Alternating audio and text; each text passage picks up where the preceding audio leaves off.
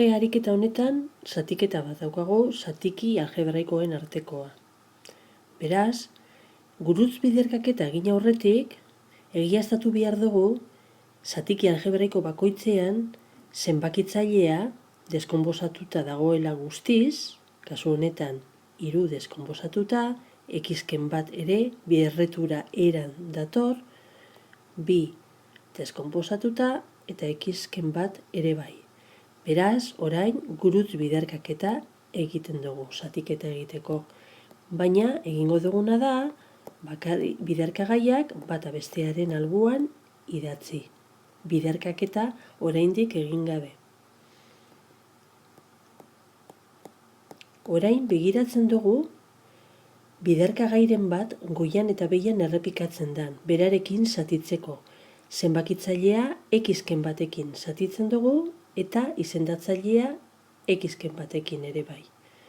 Simplifikatuta geratzen da emaitza era honetan. Eta orain, simplifikazio guztiak behin burututa, egin dezakegu behian agertzen den biderkadura. 2x ken 2. Hatxen bardin zatiketa egiteko, lehengo begiratzen dugu hemen dauden zatiki algebraiko bietan deskonposatuta agertzen den zenbakitzailea eta izendatzailea. Kasu honetan bai, baina hemen ikusten dugu biderkadura nabarmenen formula baten bidez, biderkadura moduan idatzi aldogula x-karratu ken bat hori, hau da, deskonposatu dezakegula. Beraz, x gehi bat dagoen moduan geratzen da, zatitzailean bat dauko, baina x-karratu ken bat hori biderkadura moduan idazten dugu, biderkadura nabarmenen 3. formula erabilita. X gehi bat, bider x ken bat.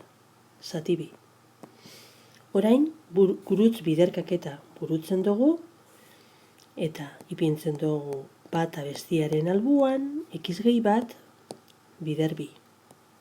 Eta zatitzailean, bat, bider x gehi bat, bider x ken bat.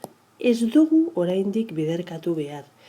Begiratuko dugu nola zenbakitzaile eta izendatzailean x gehi bat biderkagaia agertzen denez, berarekin zatituta, gure zatikia geratzen da, era labur honetan.